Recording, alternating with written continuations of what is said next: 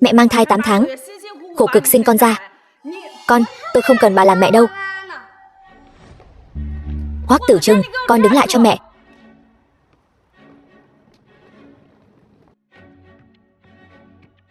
Xin lỗi nhóc con, cháu không sao chứ? Đến đây. Mẹ.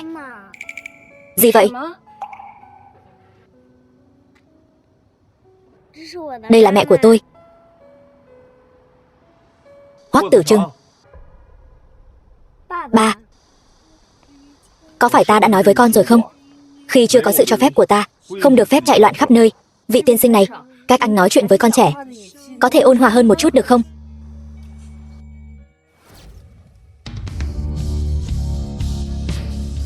Giọng của người phụ nữ này, tại sao nghe quen thuộc đến vậy?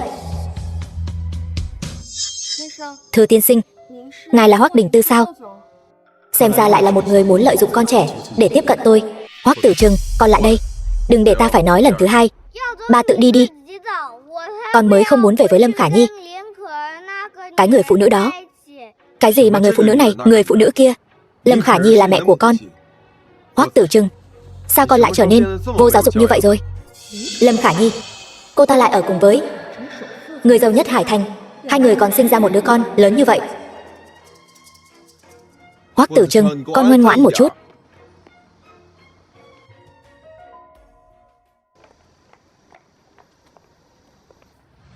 Đình Tư. Mẹ. Mẹ, cô ta chính là Lâm Khả Nhi, đã hại mất mạng anh trai sao? Nhưng mà Diệu Diệu không cần phải lo. Diệu Diệu chỉ cần giữ gìn sức khỏe, vui vẻ lớn lên là được rồi. Những chuyện khác cứ giao cho mẹ. Làm gì?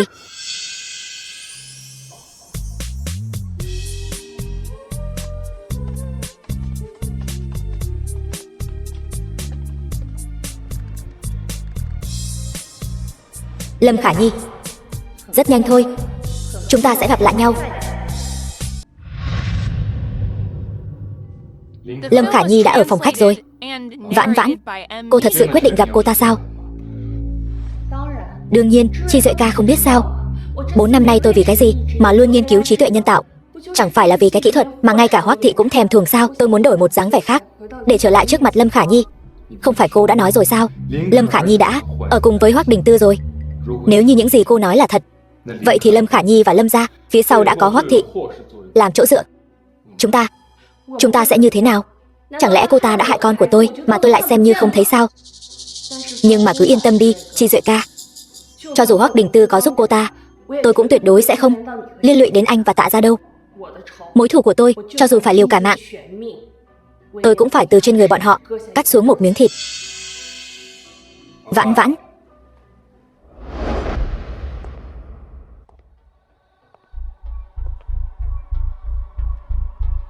Người phụ trách dự án của các người khi nào mới đến vậy? Xin lỗi cô Lâm, cô đợi một chút. Cô ấy chắc là sắp đến rồi. Chắc là. Tôi đã đợi ở đây nửa tiếng rồi. Cô nói với tôi, có phải Tạ thị các người không muốn làm nữa không? Nếu đúng là vậy thì tôi không ngại đâu. Không ngại gì? Không ngại để Tạ thị phá sản sao?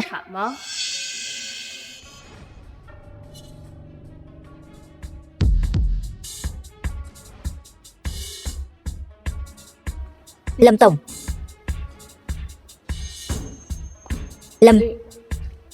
Lâm Vãn Nguyệt. Bây giờ cô là người hay là ma? Sao vậy? Thấy tôi còn sống, cô sợ rồi sao? Không được, tuyệt đối không thể để Lâm Vãn Nguyệt biết được bí mật năm xưa. Lần này cô trở về rốt cuộc muốn làm gì? Cô nói xem. Đứa con của tôi năm xưa mất mạng vì cô. Cô nợ tôi. Đến lúc phải từng món trả lại rồi.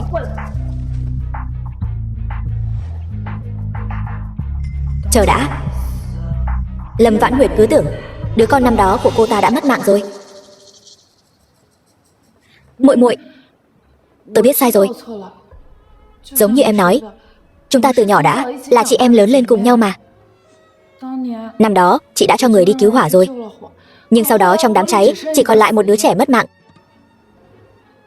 Chị cứ tưởng em và con đã mất mạng rồi. Còn đến nghĩa trang phía đông thành phố, dựng cho hai người một bia mộ. Bia mộ? Chị nói cái gì? Cô chôn con tôi rồi. Chôn ngay tại nghĩa trang phía đông thành phố đó. Em gái, hay là ngày mai chị dẫn em đi xem thử nhé.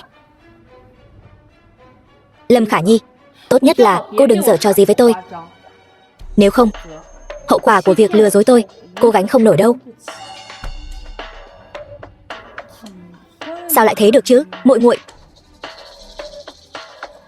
Vì tôi, cũng vì Lâm gia. Lâm Vãn Nguyệt, cô nhất định phải mất mạng. Cảm ơn anh đã đưa em về, Chi Duệ ca. Chờ đã. Em thật sự muốn đi gặp Lâm Khả Nhi sao? Em biết rõ lời cô ta không đáng tin mà. Đúng, em nhất định phải đi. Cho dù lời cô ta nói chỉ có 1/1000 là thật, em cũng nhất định phải đi xem một chút nơi chôn cất hài cốt của con em. Dù sao đây cũng là điều em nợ con. Lúc đó là em đã không bảo vệ tốt cho con, để con ở lại trong biển lửa.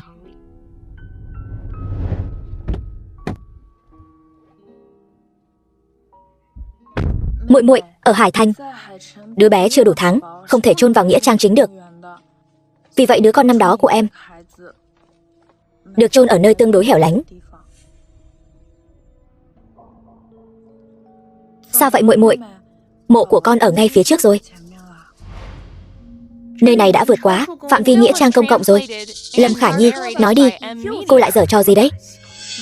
Muội muội, em hiểu lầm rồi. Chị thật sự chỉ muốn dẫn em đi thăm con thôi mà.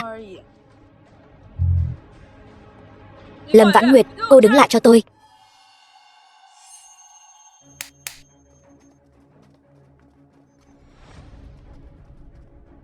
Lâm Vãn Nguyệt, cô tưởng rằng lần này cô trở về có thể thay đổi được gì sao? Tôi nói cho cô biết, 4 năm trước tôi có thể hại mất mạng cô, khiến cô thân bại danh liệt. 4 năm sau tôi cũng vậy. Lâm Vãn Nguyệt, cô làm gì vậy? Cô mau thả tôi ra, đừng ai lại đây, nếu không tôi lấy mạng cô ta. Lui xuống.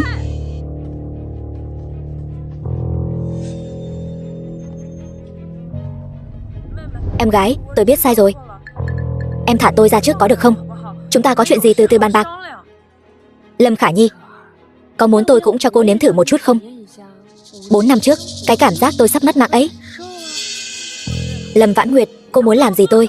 Cô lấy mạng tôi, người tôi mang đến cũng sẽ không tha cho cô đâu. Mọi người lanh lợi lên cho tôi, lát nữa cứu tiểu thư Khả Nhi, lập tức bắt con tiện nhân kia lại cho tôi. Nghe rõ chưa? Cô yên tâm, bây giờ tôi sẽ không lấy mạng cô. Tôi sẽ giống như cô của 4 năm trước, từng chút một cướp đi những thứ quan trọng nhất của cô.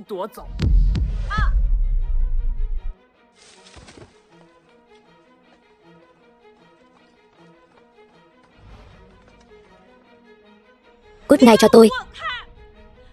Còn không mau dẫn người bắt Lâm Vãn Nguyệt, còn tiện nhân kia về cho tôi. Nghe lời tiểu thư, mau đuổi theo cho tôi.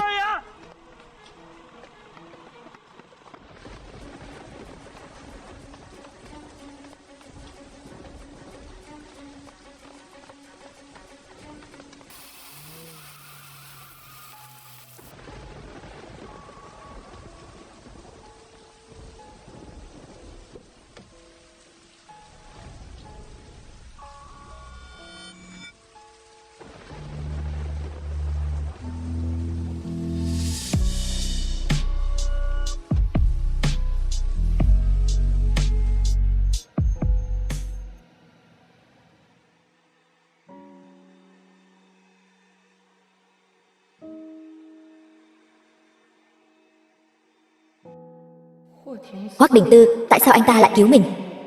Anh ta xuất hiện gần nghĩa trang, rốt cuộc là trùng hợp hay là Lâm Khả Nhi lại bày ra một âm mưu khác?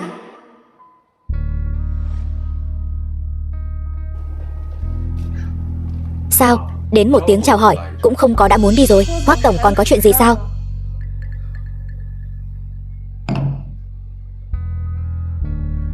Hoắc tổng yên tâm, tiền quần áo tôi sẽ bảo người khác đưa cho ngài.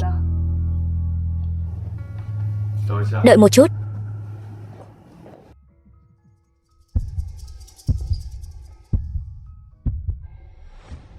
Mất công phí sức tiếp cận tôi như vậy. Chẳng lẽ chỉ muốn nói một câu như vậy rồi đi thôi sao? Cái gì? Chẳng lẽ Hoắc Đình Tư thật sự vì Lâm Khả Nhi mà đến?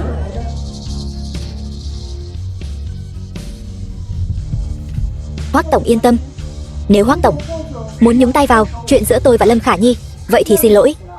Tôi cũng chỉ có thể coi Hoắc tổng là kẻ địch, tuyệt không nương tay. Chuyện này thì có liên quan gì đến Lâm Khả Nhi?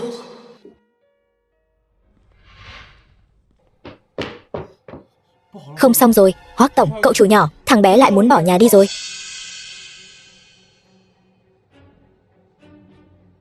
Hoắc Tử Trừng, con lại làm loạn cái gì đấy? Con không làm loạn. Con muốn đi tìm mẹ con. Mẹ con là Lâm Khả Nhi sao? Quan hệ giữa con và Lâm Khả Nhi khi nào thì trở nên tốt như vậy rồi? Tiểu Trừng, Tiểu Trừng, mẹ nghe quản gia nói con lại muốn bỏ nhà đi sao? Tiểu Trừng, con đã 5 tuổi rồi, sao con vẫn còn không hiểu chuyện như vậy hả? Tôi không tìm cô, con muốn đi tìm mẹ ruột của con. Mẹ ruột? Hoắc Tử Trừng và Hoắc Đình Tư, bọn họ chẳng lẽ đã biết chuyện gì rồi sao? Còn ngẩn ra làm gì? Còn không mau đuổi theo. Vâng, đưa thằng bé về phòng. Đình Tư, anh nói Tiểu Trừng có ý gì đây? Rõ ràng tôi là mẹ ruột của nó, tại sao nó cứ không chịu? Không biết tại sao. Đừng tưởng tôi không biết lúc ở riêng cô đối xử với Hoắc Tử Trừng như thế nào. Đình Tư, Đình Tư, bực bội, lạnh lùng, trách mắng. Hoắc Tử Trừng không có cô sẽ tốt hơn.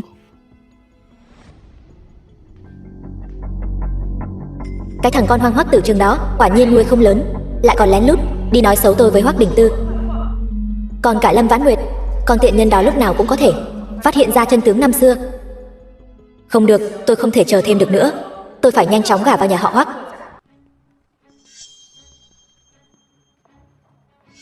Quả nhiên, buổi tiệc lần này của nhà họ Tạ là tổ chức cho Lâm Vãn Nguyệt, con tiện nhân đó. Được rồi, tiện nhân hay không tiện nhân gì, bây giờ đang ở bên ngoài. Cô chú ý thân phận của mình cho tôi. Ba con nói không sai. Mục đích hôm nay là phải hạ gục Hoắc Đình Tư.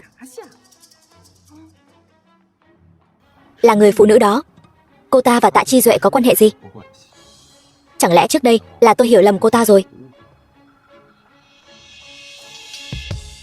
Cảm ơn mọi người đã bớt chút thời gian tham gia buổi tiệc của Tạ thị chúng tôi. Vị bên cạnh tôi đây không chỉ là em họ của tôi, đồng thời cô ấy cũng là nhân vật chính của buổi tiệc hôm nay. Hơn nữa, cũng là người nghiên cứu kỹ thuật trí tuệ nhân tạo. Mọi người cho chàng pháo tay chào đón.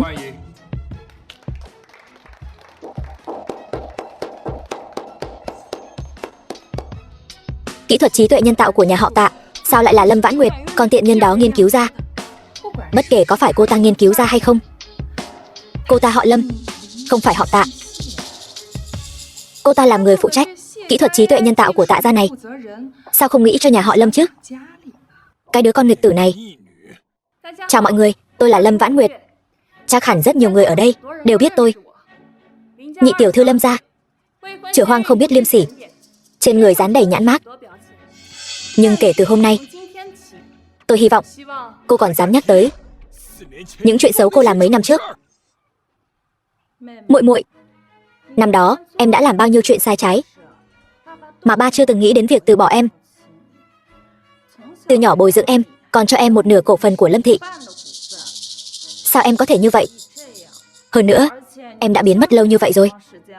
Lần này trở về, em lại đem cái kỹ thuật trí tuệ nhân tạo nghiên cứu ra lần này cho Tạ gia, mà không phải cho Lâm gia.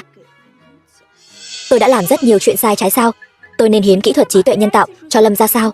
Chẳng lẽ không phải sao? Con họ Lâm chứ không họ Tạ. Tạ thị chẳng qua chỉ là nhà ngoại của cô. Chung quy cô vẫn là người của Lâm gia chúng ta. Tại sao? Không, tôi không phải người của Lâm gia. Lâm Vãn Nguyệt, cô thật sự muốn làm phản rồi sao? Tạ Chi Duệ, chẳng lẽ nhà họ Tạ các người thật sự phải giúp cô ta làm loạn đến mức này sao? Xin lỗi, Lâm Đồng. Vãn Vãn là con gái của cô tôi, là người nhà họ Tạ của chúng tôi, tiểu thư độc nhất vô nhị. Bất kể cô ấy làm gì, tôi và nhà họ Tạ đều sẽ vô điều kiện ủng hộ cô ấy. Cậu Lão Lâm, ông không sao chứ?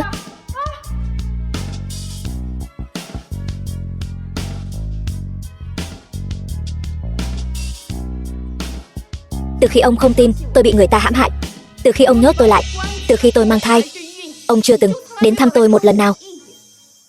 Tôi không còn là con gái của ông nữa rồi, cũng không còn là người nhà họ Lâm nữa.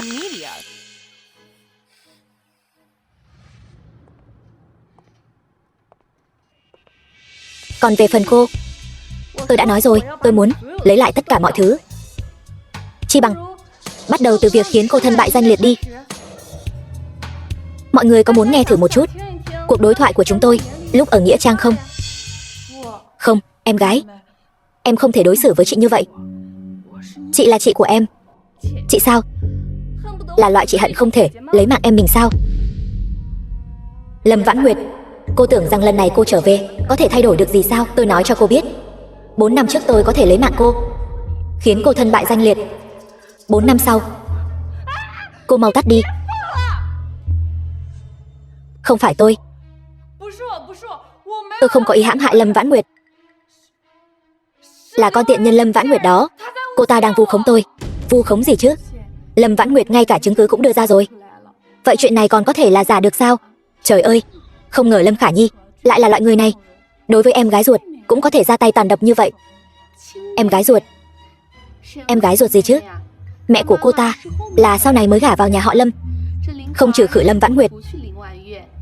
Vậy người thừa kế Lâm thị sao đến lượt cô ta chứ? Như vậy các người còn dám giả vờ nói các người chưa từng có lỗi với tôi sao? Lâm Vãn Nguyệt, con tiện nhân này, cô lại dám bày mưu hãm hại tôi. Tôi hãm hại cô? Chẳng lẽ đây không phải là chuyện chính cô làm sao? Hôm nay cái buổi tiệc này, vì mọi người đều có mặt ở đây, vậy tôi có một chuyện riêng muốn mời mọi người chứng kiến một chút. Tôi, Lâm Vãn Nguyệt, từ nay đoạn tuyệt quan hệ với nhà họ Lâm. Đồng thời, nhà họ Tạ cũng tuyệt đối không hợp tác với nhà họ Lâm một lần nào nữa. Lấy đây làm chứng.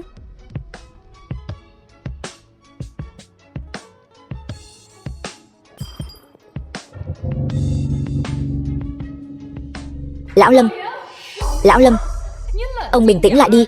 Đây là con gái của chúng ta đó. Bà cút xa tôi ra. Đồ ngu ngốc. Ba, Lão Lâm, ông làm cái gì vậy? Tôi làm gì? Bà xem con gái tốt mà bà sinh ra kia. Lâm Vãn Nguyệt trở về, một chuyện lớn như vậy cũng không nói cho tôi biết, tự ý động thủ với nó thì thôi đi, ra tay thất bại còn để lại nhược điểm. Bà nói xem, tôi, Lâm Chấn Sơn, sao lại có đứa con ngu ngốc như vậy chứ? Bố, con đâu biết con nhỏ Lâm Vãn Nguyệt đó, cô ta thu âm.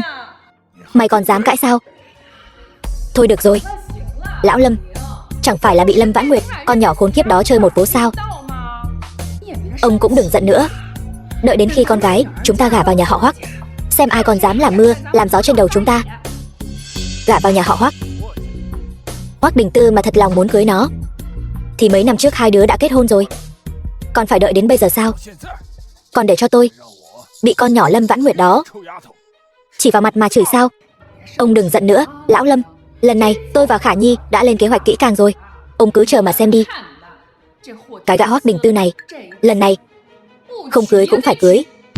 Cứ yên tâm đi, ba ơi, lần này con nhất định sẽ nắm chặt Hoắc Đình Tư, gả vào nhà họ Hoắc, sau đó khiến cho con nhỏ Lâm Vãn Nguyệt đó mất mạng không có chỗ chôn.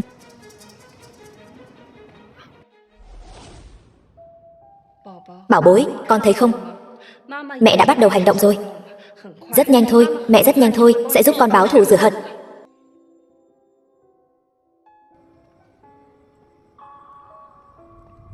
Hoắc Đình Tư,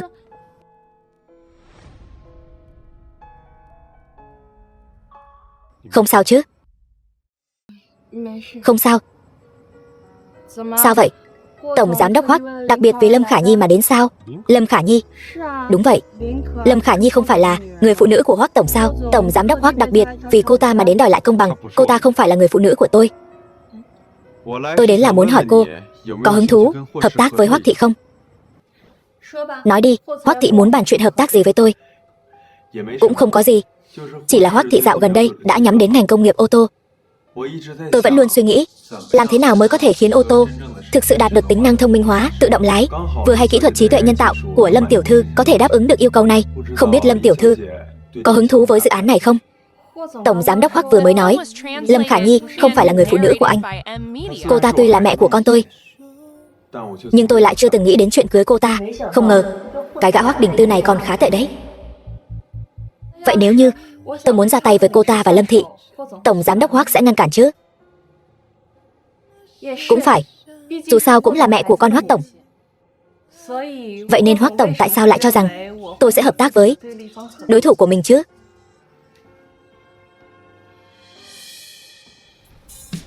Hoắc Đình Tư, anh, chúng ta vốn dĩ không phải là cái gì mà đối thủ cả. Hoắc Đình Tư, anh mau thả tôi ra. Anh làm sao vậy? Bị người ta bỏ thuốc rồi.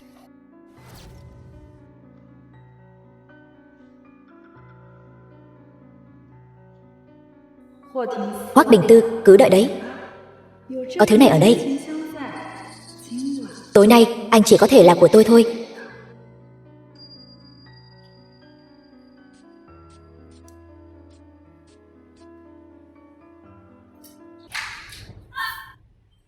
Lâm Khả Nhi, cô lại muốn làm gì? Tôi không có ý định giở trò gì. Tôi chỉ muốn tìm anh để giải thích chuyện vừa xảy ra. Đủ rồi, cô muốn làm gì cũng không liên quan đến tôi. Lâm Khả Nhi, đừng làm chuyện dư thừa. Tôi không có nhiều kiên nhẫn với cô như vậy.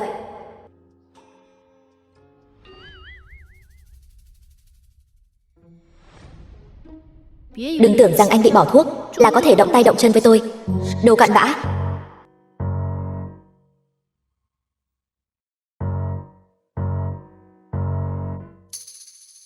Hoắc Tổng ngay cả trò lưu manh cũng dám dở. Tôi báo thù nhỏ một chút, chắc là không quá đáng chứ.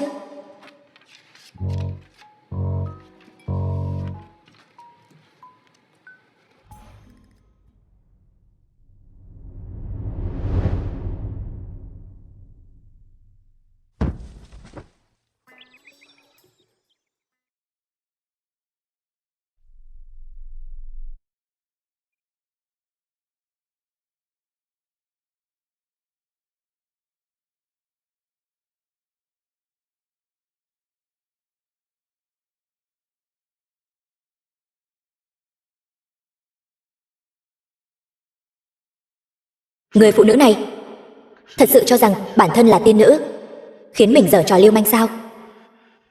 Tôi đường đường là người giàu nhất Hải Thành, cần gì phải giở trò lưu manh với cô ta?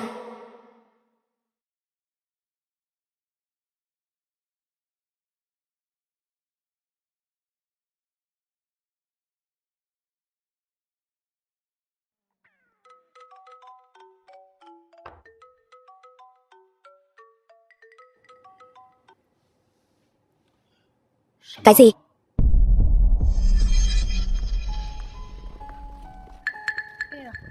Diệu Diệu, mẹ quên lấy điện thoại rồi. Con ở đây đợi mẹ một lát có được không? Diệu Diệu ngoan quá. Nếu mẹ tôi cũng đối xử với tôi tốt như vậy thì tốt rồi. Đây là con nhà ai vậy? Trông cũng khá đáng yêu. Sao trước giờ chưa từng gặp nhỉ?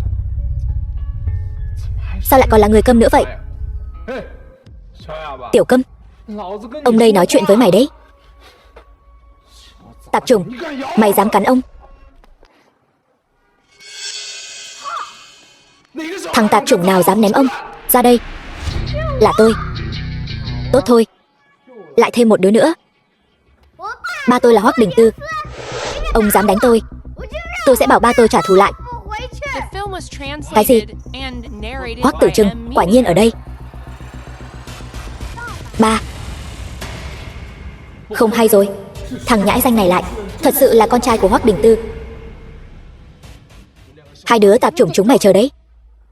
Diệu Diệu.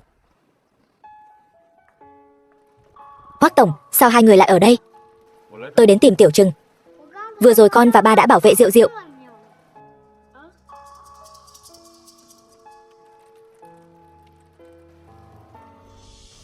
Bỏ nhà đi nhiều lần không sửa đổi. Đợi về rồi, cấm túc con 3 tháng. Dựa vào cái gì, con không muốn. Nếu không phải tại con thì ba vào đây không được đâu. Con cảnh cáo ba, Hoắc Đình Tư, ba đừng báo đáp ơn nghĩa bằng thù hận. Cái gì mà báo đáp ơn nghĩa bằng thù hận? Hoắc Tử Trừng, con đừng có nói lung tung. Còn nữa, Vãn Nguyệt không phải mẹ của con, Con nên gọi cô ấy là dì Vãn Nguyệt. Con không nghe. Con muốn cô ấy là mẹ của con. Con... Mọi người đang nói gì vậy? Vui vẻ thế. Không có gì. Chỉ là đùa thôi. Cảm ơn mẹ. Con thích bánh ngọt nhất. Đã bảo là phải gọi dì Vãn Nguyệt rồi mà. Không sao, con thích là được. Con phải cảm ơn. Con đã cứu Diệu Diệu nhà chúng tôi nữa. Thì tại ai bảo con làm anh cơ chứ? Đương nhiên con phải bảo vệ Diệu Diệu rồi. Tại sao không phải là con làm chị? Là vì vừa rồi anh đã bảo vệ em. Người lớn phải bảo vệ người nhỏ hơn. Cho nên tôi là anh trai.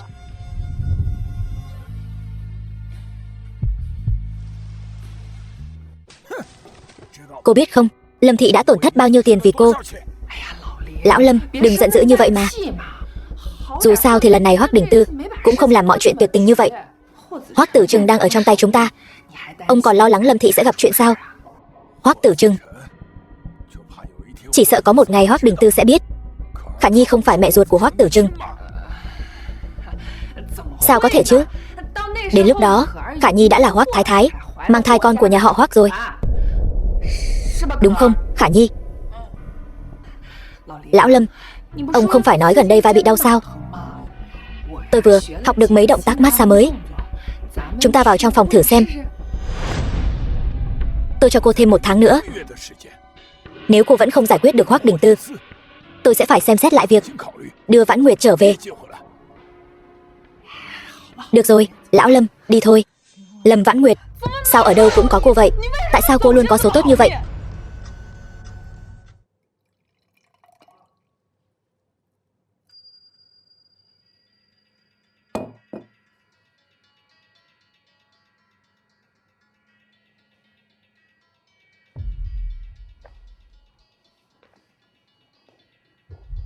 Sao nào, nhanh vậy đã không nhận ra tôi rồi? Tôi vẫn còn nhớ cái đêm 5 năm trước của chúng ta đó. Là ngươi. Xem ra cô đã nhớ ra tôi rồi. Khốn kiếp, đồ khốn. Anh muốn làm gì? Làm gì? Đương nhiên là tìm cô để nối lại tình xưa rồi.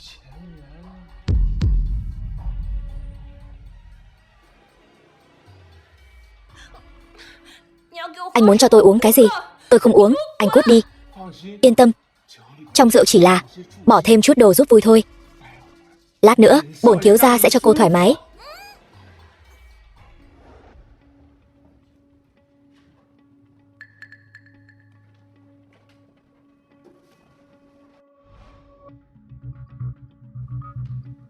Tiểu Trưng, đang làm gì vậy? Ba ơi, con hình như nghe thấy giọng của mẹ.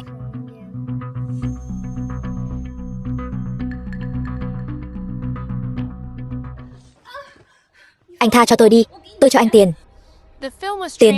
Bổn thiếu gia bây giờ không thiếu tiền. Bổn thiếu gia chỉ muốn có cô thôi.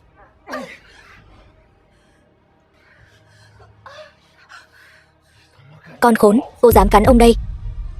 Ông đây lấy mạng cô.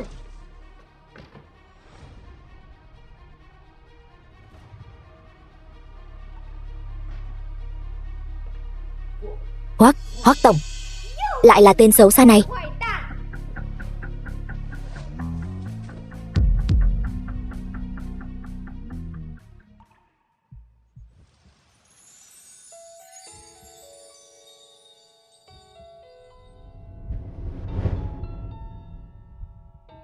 Mẹ ơi, mẹ không sao chứ?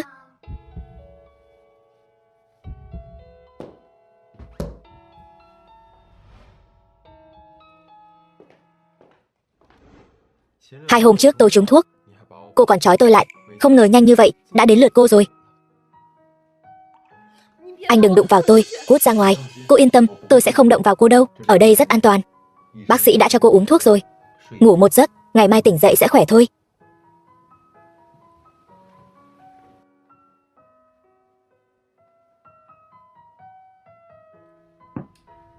Hoắc Đình Tư, anh đừng đi.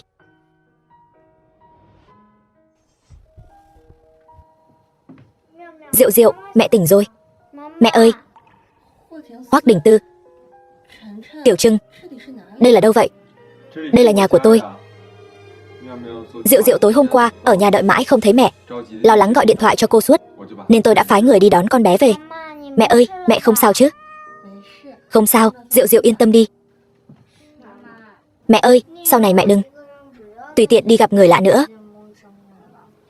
Nếu mẹ không được khỏe thì gọi ba lên nhé, để ba đến bảo vệ mẹ. Tôi không nói là sẽ bảo vệ cô đâu.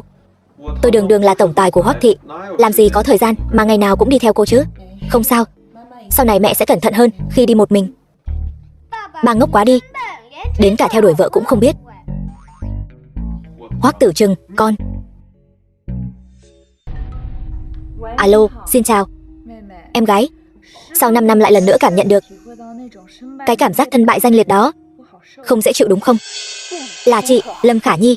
Hôm nay những phóng viên này đều là do cô tìm đến, em gái. Buổi tối nhớ về nhà một chuyến. Nếu không thì không ai dám đảm bảo cái mạng của con cô sẽ như thế nào đâu. Chị.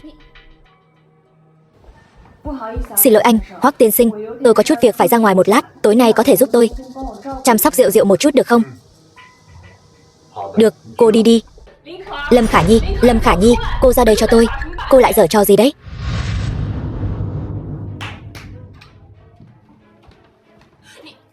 Cô làm gì vậy? Lâm Khả Nhi, cô đưa tôi đến đây làm gì? Em gái, trở lại đây thì không nhớ ra chút gì sao? Lâm Khả Nhi, cô đáng mất mạng. Em gái, em tức giận như vậy làm gì? Lần này chị mời em đến cũng không có ý định hại em. Lục tổng của tập đoàn Khải Đông có tiền có quyền, em nên cảm ơn chị mới phải.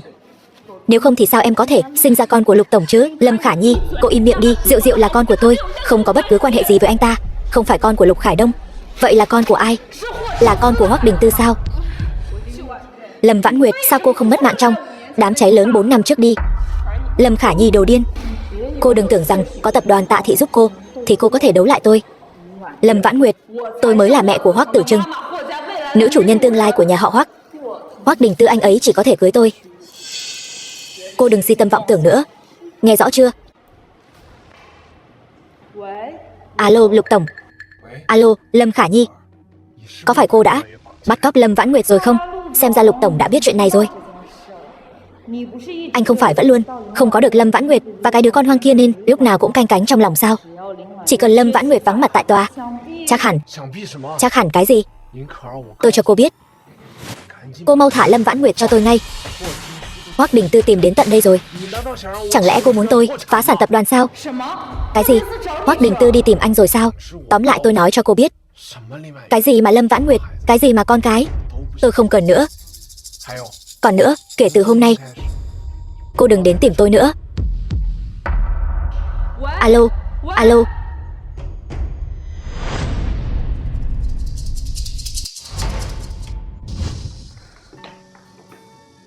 Vãn Nguyệt, em về rồi sao?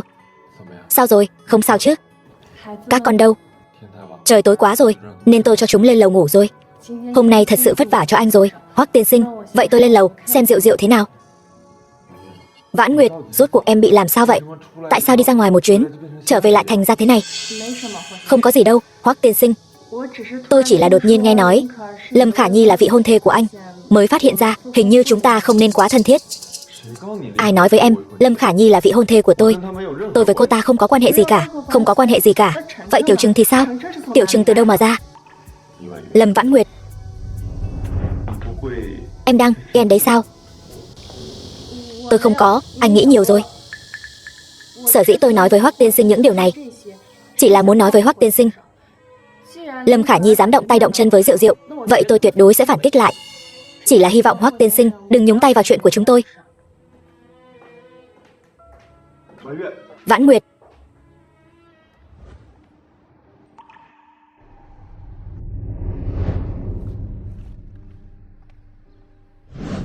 Mẹ ơi, mẹ mau mở cửa ra đi.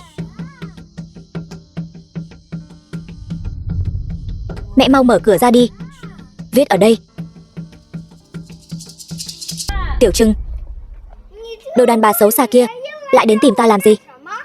Tiểu Trừng, đương nhiên là vì mẹ nhớ con rồi. Chiều nay mẹ dẫn con đi khu vui chơi có được không? Không được. Đồ đàn bà xấu xa kia, bà căn bản không phải mẹ của tôi. Tiểu Trừng, ai nói với con vậy? Có phải Lâm Vãn Nguyệt cùng con gái của cô ta nói với con? Bọn họ gạt con. Ta mới là mẹ của con. Đáng lẽ là bọn họ chia rẽ ta và ba con mới đúng. Cô nói dối. Rõ ràng là cô gạt. Ba mẹ của con mới đúng. Con có chứng cứ. Con có chứng cứ gì? Con không nói cho cô biết. Tóm lại người xấu như cô không phải mẹ của tôi. Mẹ Vãn Nguyệt. Diệu Diệu. Lâm Vãn Nguyệt. Sao ở đâu cũng có cô vậy? Đồ đàn bà xấu xa này. Còn không mau cút đi. Cô không sợ tôi trước mặt ba sẽ mách tội cô sao? Đợi đến ngày nào đó mày rơi vào tay bà đây. Bà đây cho mày biết tay. Mẹ Vãn Nguyệt, chúng ta mau đi thôi. Lỡ như lại gặp phải người xấu thì sao? Được, đi thôi. Lát nữa bảo ba con đến đón con. Đến đây, Tiểu Trừng, con lên lầu trước đi. Chơi với Diệu Diệu có được không? Con và Diệu Diệu có một bí mật muốn nói cho mẹ biết. Bí mật gì vậy? Mẹ ơi, ba của Tiểu Trừng mới là ba của con. Ba của con không phải là Lục Khải Đông kia. Con có chứng cứ. Đây là con lén lút bảo bệnh viện kiểm tra giúp con đó. Mẹ thật sự là mẹ của con. Diệu Diệu thật sự là em gái của con. Sao có thể như vậy? Tiểu Trừng, con lấy cái này ở đâu ra vậy? Diệu Diệu, em xem này. Mẹ Vãn Nguyệt và ba của anh rất xứng đôi đó. Nếu như mẹ Vãn Nguyệt thật sự là mẹ của anh thì tốt rồi. Thật ra cũng có khả năng đó. Ý của em là gì? Mẹ của em nói em còn có một người anh trai lớn bằng em. Vừa sinh ra đã bị Lâm Khả Nhi hại mất mạng rồi. Em nói anh chính là người anh trai đó sao? Có một thứ gọi là báo cáo giám định quan hệ huyết thống. Nếu như anh không tin, chúng ta đi kiểm tra một chút là biết ngay.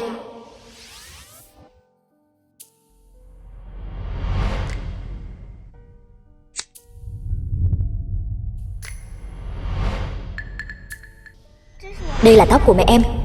Anh cầm đi mà kiểm tra. 1 tuần sau chúng ta sẽ biết kết quả. Chính là như vậy, con không lừa mẹ. Vậy nên đêm hôm đó, người đàn ông đêm đó là Hoắc Đình Tư, hoàn toàn không phải Lục Khải Đông.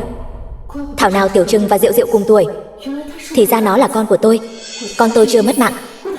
Con tôi, nó vẫn còn sống.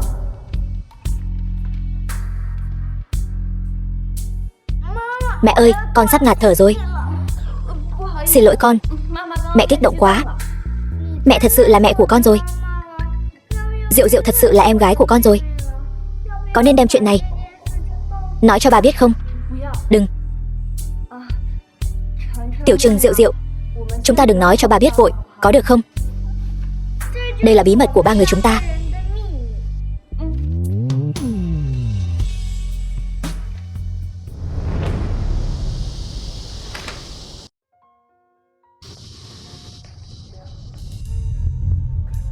Hoắc tiên sinh cuối cùng cũng không trốn tránh tôi và Tiểu Trừng nữa. Tôi không hề muốn trốn tránh anh và Tiểu Trừng. Có lẽ là khoảng thời gian trước bận quá. Tôi có một chuyện muốn nhờ Hoắc tiên sinh giúp đỡ. Hoắc tiên sinh, anh có thể làm bạn trai của tôi không? Em nói gì? Lâm Vãn Nguyệt, cô nói lại lần nữa xem. Chuyện kiện tụng trước đây, anh nói nếu có một mối quan hệ nam nữ lâu dài ổn định thì có thể giảm bớt rất nhiều phiền phức. Vì vậy tôi muốn nhờ Hoắc tiên sinh giả làm bạn trai của tôi. Giả làm bạn trai. Tôi tại sao phải giúp cô? Nếu anh giúp tôi có thể đáp ứng anh mọi chuyện. Cô cũng biết thân phận của tôi. Bên cạnh tôi chưa từng xuất hiện bất kỳ người phụ nữ nào. Hoắc tiên sinh, anh yên tâm. Cho dù anh đồng ý làm bạn trai tôi cũng sẽ không để anh công khai đâu. Chúng ta vẫn như trước đây. Tôi có thể là bạn trai của em, nhưng tuyệt đối không phải giả vờ. Lần này chip thông minh xe hơi của chúng ta kế hoạch phát hành vô cùng thành công. Cảm ơn mọi người đã đến tham gia tiệc ăn mừng thành công của Tạ thị chúng tôi. Hy vọng Tạ thị chúng tôi sau này có thể cùng mọi người có nhiều cơ hội hợp tác hơn.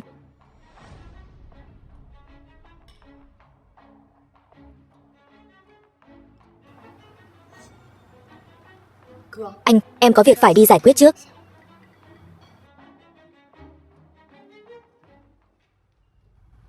Tổng giám đốc Hoắc, chuyện lần trước tôi nói với anh, thế nào rồi? Tôi có thể làm bạn trai của em. Nhưng tôi muốn làm bạn trai thật sự của em. Cái gì? Em không sao chứ? Em không sao. Sao vậy? Em không muốn sao? Tổng giám đốc Hoắc, tại sao lại muốn làm bạn trai thật sự của em? Đương nhiên là vì bọn trẻ rồi. Bọn trẻ rất thích chúng ta ở bên nhau. Được, vậy chúng ta ước pháp tam chương. Không cần ước pháp tam chương, em yên tâm. Chưa có sự cho phép của em, anh sẽ không vượt giới hạn đâu.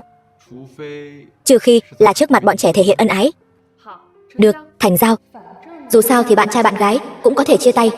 Chỉ cần có thể để tôi đường đường chính chính đi thăm Tiểu Trừng là được rồi. Hoắc Đình Tư, anh làm gì vậy? Anh buông tôi ra. Đương nhiên là đang thực hiện nghĩa vụ người yêu rồi. Anh đã nói rồi mà, chỉ ân ái trước mặt bọn trẻ thôi. Anh đang vi phạm ước định đấy. Vi phạm ước định? Không tin, em nhìn ra phía sau xem.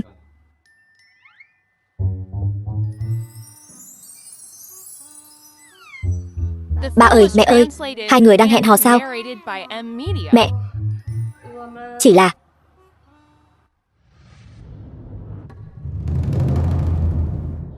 Hoắc Tử Trừng, con đang gọi ai là mẹ vậy? Sao mụ đàn bà xấu xa này lại đến đây nữa rồi? Tôi đã nói rồi, cô không phải mẹ của tôi. Cô đừng hòng lừa tôi nữa.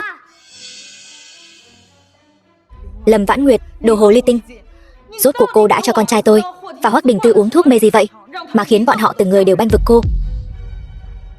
Tôi phải đánh mất mạng cô. Lâm Khả Nhi, cô đủ chưa? Cô đừng thách thức sự kiên nhẫn của tôi.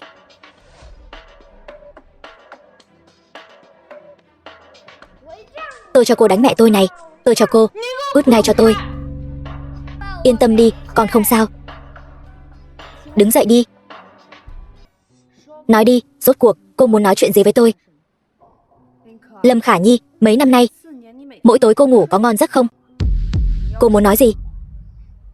Cô đừng tưởng rằng cô dở chút thủ đoạn lấy lòng Tiểu Trừng và Hoắc Đình Tư là có thể gả vào nhà họ Hoắc.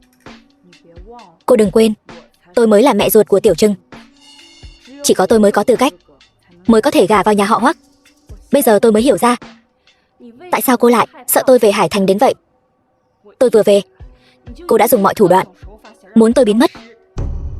Cô căn bản không phải sợ tôi cướp đi tập đoàn Lâm Thị, mà là có chuyện khác đúng không? Cô đang nói gì vậy? Cô trở về không phải là vì muốn ngồi vào vị trí người thừa kế tập đoàn Lâm Thị sao? Tôi nói cho cô biết, cô nằm mơ đi. Người thừa kế tập đoàn Lâm Thị so với vị trí thiếu phu nhân nhà họ Hoắc, người thừa kế tập đoàn Lâm Thị căn bản không đáng để nhắc đến. Lâm Khả Nhi, cô là đang sợ tôi cướp Hoắc Đình Tư đi đúng không? Cô nói bậy bạ gì đó. Hoắc Đình Tư sao có thể thích cô được? Anh ta chỉ là chơi đùa với cô thôi. Tôi mới là mẹ ruột của Tiểu Trừng. Chỉ có tôi mới có tư cách gả vào nhà họ Hoắc. Thật sao? Tiểu Trừng thật sự là con ruột của cô sao? Đương nhiên, tôi thật sự rất tò mò. Rốt cuộc cô đã làm cách nào để một người thông minh như Hoắc Đình Tư lại tin đứa bé đó là của cô vậy? Chắc không chỉ là việc cô ôm đứa bé đến nhà họ đơn giản vậy thôi đâu nhỉ? Tôi không hiểu cô đang nói gì. Tôi phải đi đây.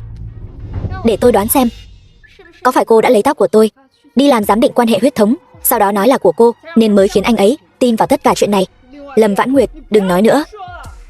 Tại sao tôi lại không nói? Tôi mới là mẹ ruột của Tiểu Trừng.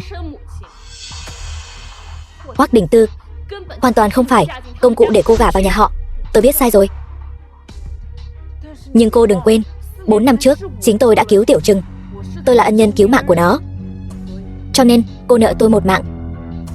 Nể tình cô đã cứu Tiểu Trừng, tôi có thể bỏ qua cho cô. Nhưng tôi bỏ qua cho cô, còn Hoắc Đình Tư thì sao? Anh ta sẽ bỏ qua cho cô sao?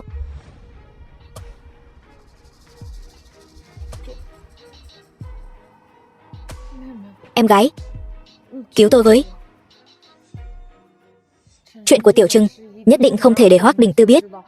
Nếu không anh ta nhất định sẽ lấy mạng tôi. Em gái, tôi đã cứu mạng Tiểu Trừng đó. Nhất định cô phải cứu tôi. Chuyện đứa bé tôi không nói cho Hoắc Đình Tư biết. Vậy ngoài cô ra còn ai biết chuyện này nữa? Sao? Cô muốn diệt khẩu những người biết chân tướng sao? Cô tưởng làm vậy là có thể giữ được bí mật sao? Em gái, tôi nói cho cô biết, tôi đã làm xong một hệ thống rồi. Chỉ cần tôi xảy ra chuyện, hệ thống sẽ đem chân tướng gửi cho toàn bộ người dân Hải Thành. Cô dám động vào tôi không? Nhưng tôi có thể đáp ứng cô, tạm thời giữ bí mật giúp cô. Nhưng tiền đề là cô tránh xa con tôi ra.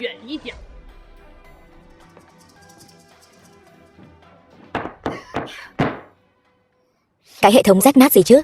Đừng có dọa tôi ở đây.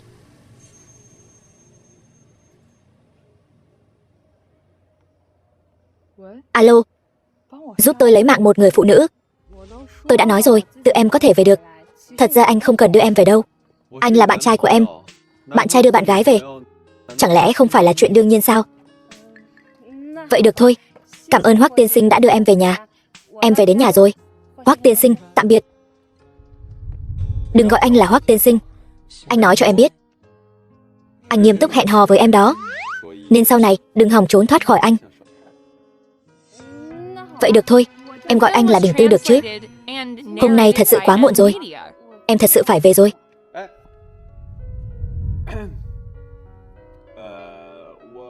Anh hơi khát nước. Anh có thể lên trên ngồi một lát được không? Tạm biệt, Đình Tư. Hoắc Đình Tư, anh đừng làm loạn nữa, em thật sự.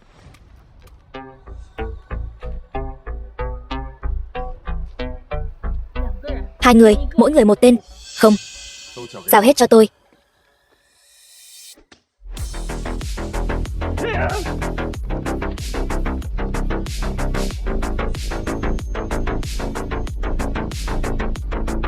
Nói, rốt cuộc là ai phải anh tới? Anh đừng động tay. Tôi nói, hai chúng tôi chỉ là đi ngang qua, thấy nhà các anh có vẻ giàu có, muốn tiện tay đến trộm chút đồ. Xem ra không dùng chút thủ đoạn với anh sẽ không nói đâu. Tôi nói, tôi cái gì cũng nói. Là một người phụ nữ, cô ta nói sẽ cho chúng tôi 1.000 vạn để chúng tôi lấy mạng một người tên là Lâm Vãn Nguyệt. Người phụ nữ đó là ai? Cô ta không nói cho chúng tôi biết thân phận, tôi cũng không rõ nữa. Cút. Em yên tâm, anh sẽ điều tra rõ ràng. Anh không cần tra nữa, tôi biết người đó là ai.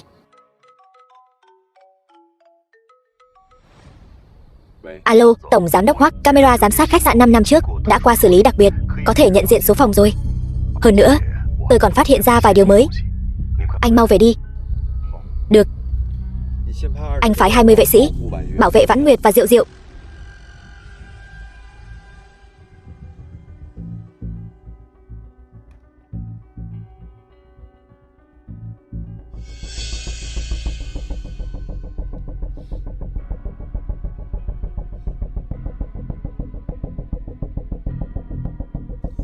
Phòng 8720.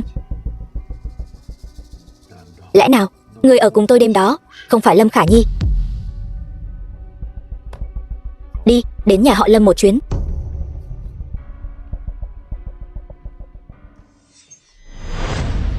Đình Tư, sao anh lại đến đây?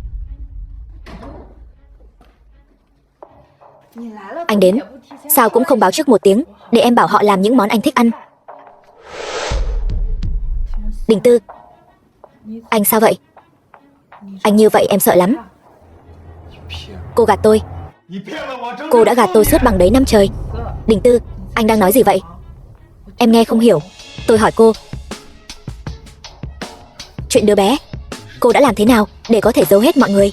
Đình Tư, có phải con tiện nhân Lâm Vãn Nguyệt đó không? Cô ta đã nói gì với anh? Cô ta đang gạt anh đó. Em mới là mẹ của Tiểu Trưng, cô còn dám nói dối. Đình Tư, cho dù em có thể gạt anh, nhưng kết quả giám định không thể chối cãi được. Anh phải tin em. Bao năm qua, cô hại chúng tôi, bỏ lỡ nhau suốt bao năm qua. Đình Tư, không phải như vậy. Tôi hỏi lại lần cuối. Nói, sự thật năm đó rốt cuộc là như thế nào? Em nói. Đình Tư, em sai rồi. Cô còn dám nói dối nữa. Tin hay không, tôi lấy mạng cô. Năm đó, đúng là Lâm Vãn Nguyệt sinh ra Tiểu Trưng, nhưng hôm đó nhà họ Lâm xảy ra hỏa hoạn lớn. Cô ta bỏ lại Tiểu Trưng rồi chạy mất. Em cứ tưởng cô ta mất mạng trong biển lửa đó rồi. Là em lúc đó đã cứu Tiểu Trưng. Em muốn đưa con tìm cha ruột của nó. Em có gì sai? Vậy tôi hỏi cô, tại sao cô lại nói Tiểu Trưng là con của cô? Em cứ tưởng Tiểu Trừng là giọt máu duy nhất em gái em để lại. Em muốn cho Tiểu Trừng một gia đình trọn vẹn. Vì Tiểu Trừng, vì em gái em đã bỏ ra 4 năm thanh xuân. Em có gì sai? Theo như cô nói, tôi và Tiểu Trừng còn phải cảm ơn cô sao? Đình Tư, em có rất nhiều sai lầm, nhưng em thật sự yêu anh, cũng thật sự yêu Tiểu Trừng. Lâm Vãn Nguyệt đang gạt anh đó. Cô ta căn bản không hề để ý đến anh. Bây giờ cô ta trở về, chỉ muốn cướp Tiểu Trừng đi, báo thù anh 5 năm trước, hủy hoại cả đời cô ta. Cô im miệng đi. Nếu không phải vì con gái, tôi căn bản sẽ không ở bên anh ta. Đình Tư, anh nghe thấy không? Lâm Vãn Nguyệt căn bản không hề để ý đến anh, cho nên cô ta sớm đã biết chân tướng 5 năm trước. Đúng vậy, cô ta sớm đã biết anh là cha ruột của con gái cô ta, nhưng cô ta vốn dĩ không muốn nói cho anh biết. Lâm Vãn Nguyệt, rốt cuộc tôi là gì trong mắt cô? Ba ơi! Mẹ ơi, là con nhớ chú Hoắc và anh Tiểu Trừng. Anh hơi khát nước, anh có thể lên đó ngồi được không? Tạm biệt, Đình Tư. Năm đó là tôi không đúng, nhưng thật sự cô đối với tôi không có chút thích nào sao? Đây là làm gì vậy? Ba! Đình Tư, chuyện gì đang xảy ra vậy? Hai đứa lại cãi nhau sao? Hoắc Tử Trừng năm đó sinh ra ở bệnh viện nào? Lâm tổng còn nhớ không? Chuyện này đã bao nhiêu năm rồi? Còn nhắc đến làm gì? Tôi hỏi thì cứ nói đi.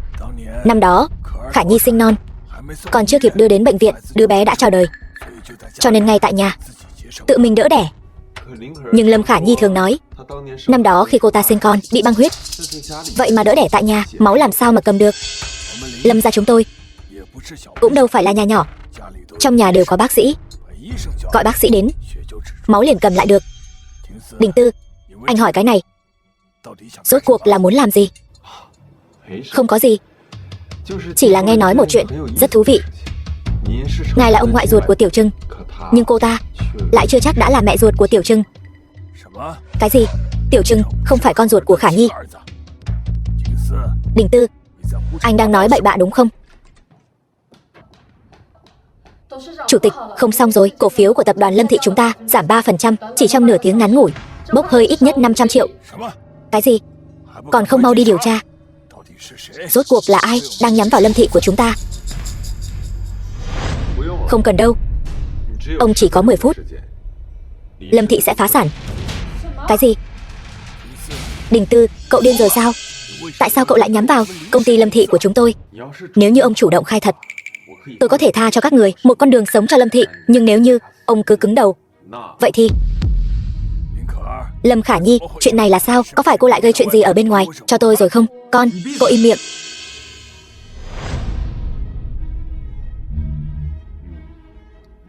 Còn 5 phút nữa. Đình Tư, tập đoàn Lâm Thị không chịu nổi đả kích như vậy đâu, xin anh hãy nương tay. Lâm gia không thể phá sản, vậy nên ông định thú nhận với ta sao? Không phải, Khả Nhi bao nhiêu năm nay chăm sóc Tiểu Trừng, không có công lao cũng có khổ lao. Huống chi Tiểu Trừng cũng coi như là một nửa con của Lâm gia chúng ta. Cậu không thể nương tay với Lâm gia sao? Không có công lao cũng có khổ lao. Nói cách khác, chuyện năm đó ông biết rõ và còn tham gia vào. Năm đó chúng ta cứ tưởng Vãn Nguyệt đã mất mạng rồi, chúng ta cũng thương đứa bé không cha không mẹ, nên mới nghĩ ra biện pháp này. Cậu đối phó với Lâm gia như vậy, cậu bảo Tiểu Trừng sau này nghĩ sao? Không cha không mẹ, năm đó ông suýt chút nữa hại mất mạng mẹ ruột của Tiểu Trừng. Sao lúc đó ông không nghĩ đến Tiểu Trừng nghĩ như thế nào chứ? Ta nói cho ông biết, nếu không phải ta muốn đem Lâm Thị trả lại cho Vãn Nguyệt, bây giờ ta đã cho Lâm Thị phá sản rồi.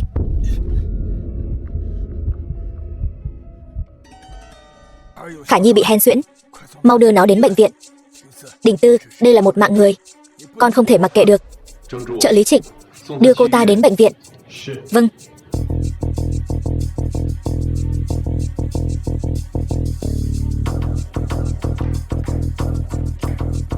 Đợi đã, chuyện này ông còn chưa khai báo rõ ràng. Lâm Chấn Sơn, các người lừa tôi suốt mấy năm trời. Chuyện này các người đừng hòng cho qua. Mẹ ơi, anh Tiểu Trừng đâu? Mẹ không biết nữa.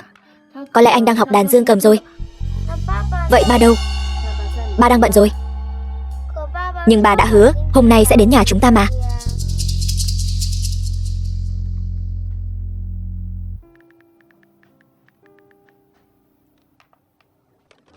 Cúp máy. Tiểu Trừng cúp điện thoại của tôi.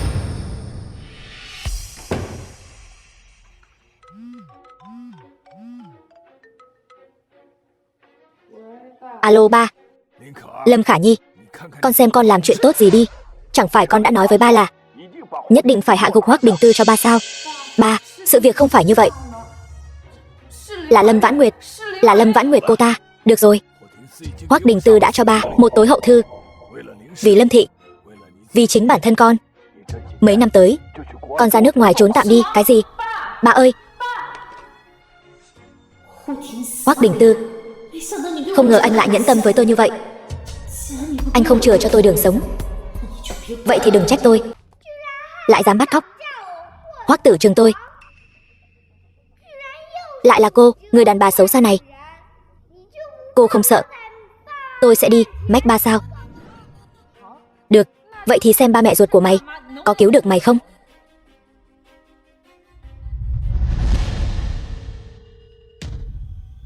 Alo Tiểu Trừng, Hoắc Đình Tư. Anh dùng tập đoàn Lâm Thị uy hiếp ba tôi, đưa tôi ra nước ngoài. Bây giờ Hoắc Tử Trừng ở trong tay tôi rồi. Nếu như anh dám động đến tập đoàn Lâm Thị và ba tôi một chút nào, cả đời này anh đừng hòng gặp lại Hoắc Tử Trừng. Lâm Khả Nhi, cô muốn làm gì?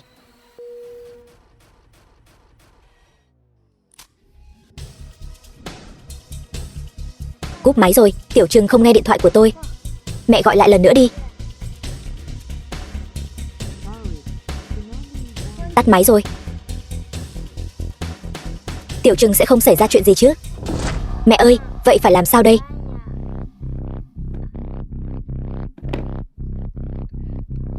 Mẹ đã cài đặt một hệ thống định vị vào điện thoại của nó, chắc chắn có thể tìm được. Tìm được rồi. Ở đâu vậy? Ở một công trường bỏ hoang. Mẹ ơi, ngực con khó chịu quá. Có phải anh Tiểu Trừng xảy ra chuyện rồi không? Diệu Diệu ở nhà trước đi, ở cùng chú bảo vệ. Mẹ đi tìm anh con. 4 năm trước mẹ đã không bảo vệ tốt cho con. Lần này mẹ nhất định sẽ bảo vệ tốt cho con.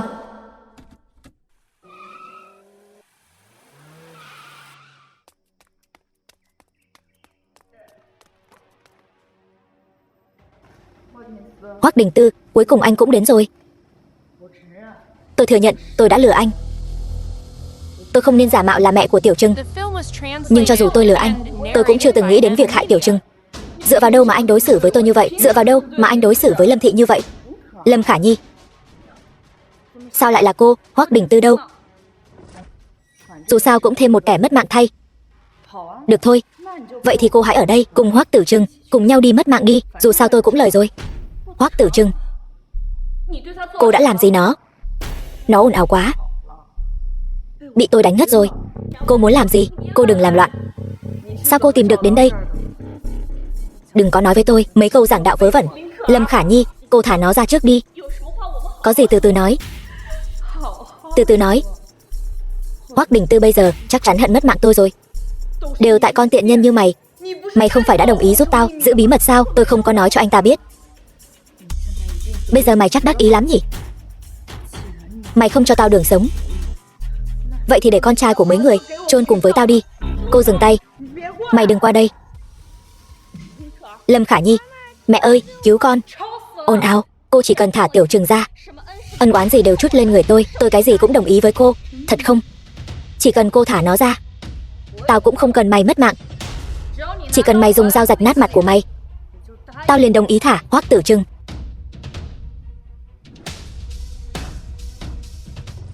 Tao ghét nhất là cái mặt xinh đẹp của mày. Chỉ cần có mày ở đây, người khác sẽ chỉ nhìn về phía mày.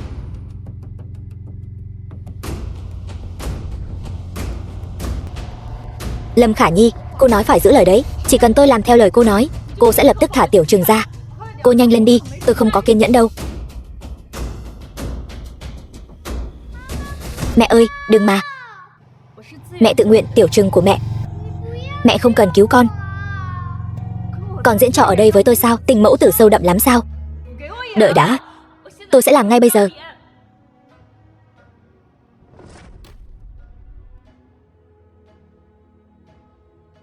Đừng động đậy. Hoắc Đình Tư. Hoắc Đình Tư, con trai anh đang ở trong tay tôi. Phải làm sao đây? Lâm Khả Nhi đã mất hết lý trí rồi. Hoắc Đình Tư, bây giờ anh chỉ có hai con đường để chọn. Hoặc là để cho Lâm Vãn Nguyệt bị hủy dung, hoặc là anh hãy để Hoắc Tử Trừng cùng tôi xuống địa ngục. Vợ và con trai, anh chỉ có thể chọn một. Vậy nếu tôi không chọn thì sao? Vậy thì tôi sẽ để Hoắc Tử Trừng cùng tôi xuống địa ngục. Thằng tạp chủng.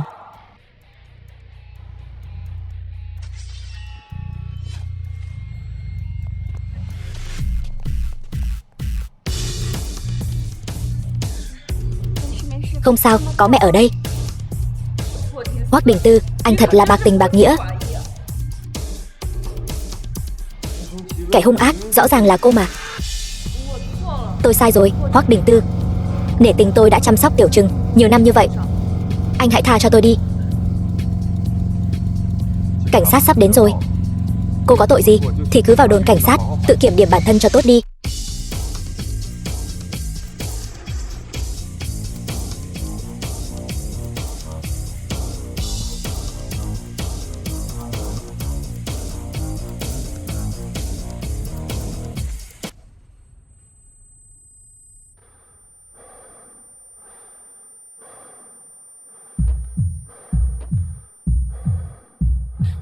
Đình Tư, ba ơi, Đình Tư, không sao chứ? Đình Tư, anh đừng ngủ mà. Đình Tư, ba. Ba ơi. Dựa vào cái gì? Dựa vào cái gì mà cô có thể hạnh phúc như vậy? Tôi nhất định phải hủy hoại cô.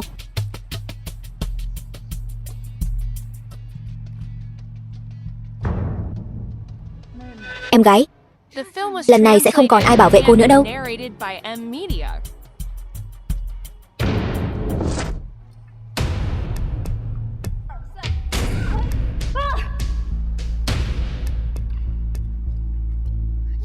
Lại là cái thứ con hoang. Đồ đàn bà xấu xa, không được phép bắt nạt mẹ tôi nữa. Tiểu Trừng, con ở đây trông ba trước đi.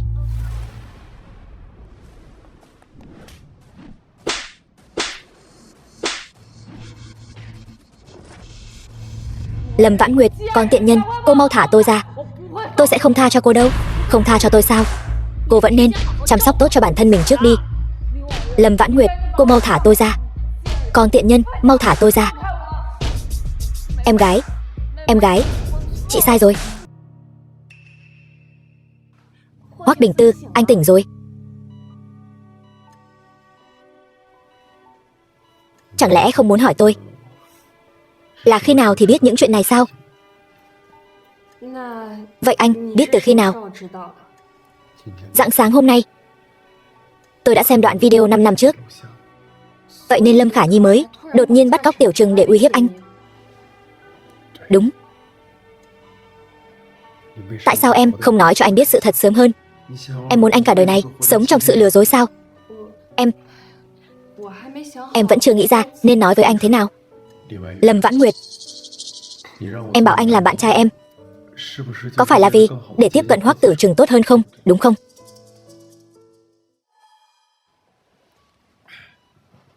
Em sớm đã biết Lục Khải Đông không phải là cha ruột của đứa bé. Em sợ anh giống như anh ta, lấy con dao uy hiếp em, để rồi khiến em mất đi quyền nuôi dưỡng hai đứa con.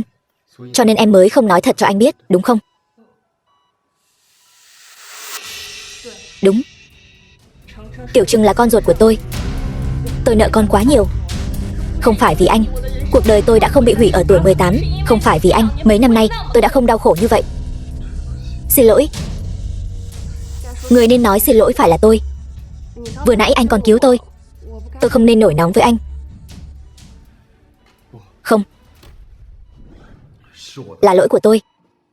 Tôi nên sớm tìm được em, nhận ra em, không để em một mình chịu nhiều uất ức như vậy.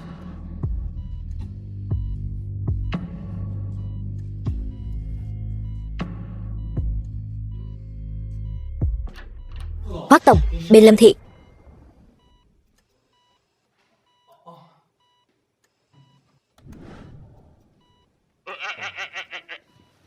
Đúng rồi. Lâm Khả Nhi thế nào rồi? Cô ta bị cảnh sát bắt đi rồi.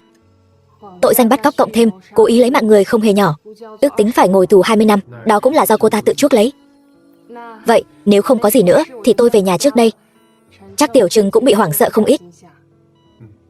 Vậy em đi đi.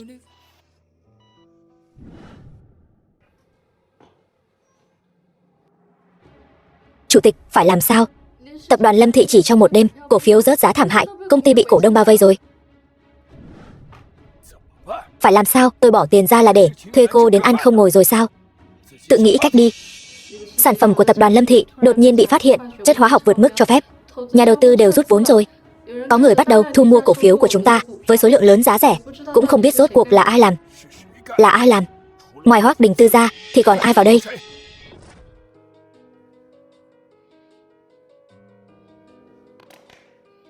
Cổ phiếu của tập đoàn Lâm thị có bao nhiêu mua bấy nhiêu. Hoắc tổng, cổ phiếu của tập đoàn Lâm thị tối qua giảm sàn, hôm nay đã có rất nhiều người bán ra rồi. Anh định mua vào lúc này không phải là không đáng sao? Không sao. Tập đoàn Lâm thị vốn dĩ thuộc về Lâm Vãn Nguyệt. Có Lâm Vãn Nguyệt ở đây, tôi sẽ không để nó phá sản đâu. Thì ra là vậy. Chỉ cần anh đem số cổ phiếu của mình toàn bộ tặng cho Lâm tiểu thư, như vậy Lâm tiểu thư chính là cổ đông lớn nhất. Cô ấy nhất định sẽ cảm kích anh đến rơi nước mắt. Đến lúc đó thì thủ đoạn của ngài thật cao siêu. Đừng nói linh tinh, tôi đâu có nói linh tinh. Ngài dám nói ngài âm thầm vì Lâm tiểu thư hy sinh nhiều như vậy, không phải là muốn làm cảm động cô ấy, để cô ấy lấy thân báo đáp sao? Tôi Lâm tiểu thư, cô đến rồi. Đến đây, Diệu Diệu, lại đây.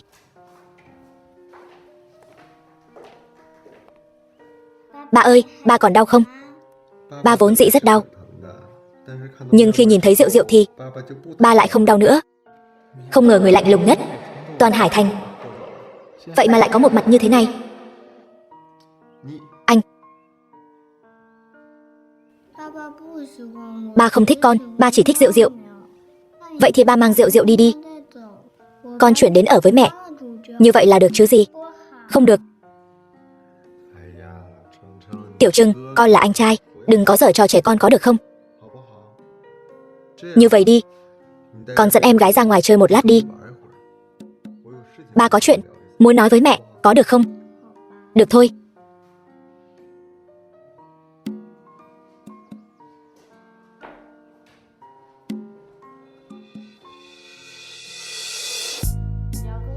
Anh muốn nói gì với em? Anh là muốn nói chuyện với em về quyền nuôi dưỡng hai đứa con.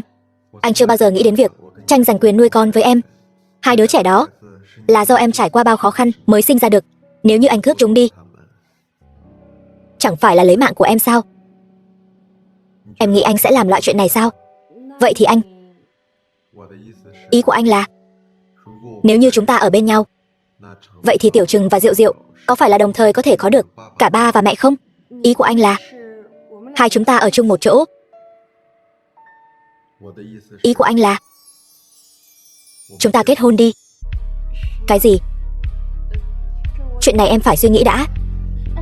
Hoắc Đình Tư, anh là bạn trai của em. Anh thực hiện quyền lợi của bạn trai một chút cũng không quá đáng chứ. Hoắc Đình Tư, bình thường anh nhìn lạnh lùng như vậy, bây giờ sao lại bắt đầu giở trò lưu manh rồi? Bình thường mọi người đều gọi anh là Đại Ma Vương. Vậy thì Đại Ma Vương vô lại một chút không phải là rất bình thường sao? Em đừng động đậy, lát nữa vết thương lại rách ra đấy. Hoắc Đình Tư, anh còn như vậy nữa, tin hay không em sẽ không đồng ý gả cho anh nữa đấy. Ý của em là em đã đồng ý với anh rồi sao? Anh đừng có nói bậy, em còn chưa đồng ý gả cho anh đâu. Vãn Nguyệt, Vãn Nguyệt ơi, cứu Khả Nhi đi mà. Cứu gia đình Lâm chúng tôi đi mà. Lâm Chấn Sơn, ông đang làm gì vậy? Nếu như cô không cứu chúng tôi sẽ không sống nữa. Lâm Chấn Sơn, ông đứng lên cho tôi. Hoắc tổng, Khả Nhi không cố ý làm hại anh. Anh đại nhân đại lượng, tha thứ cho nó một lần đi. Đúng vậy, không cố ý muốn làm hại tôi, nhưng cũng đã làm tổn thương một người khác, cũng là con gái của nhà họ Lâm các người đó.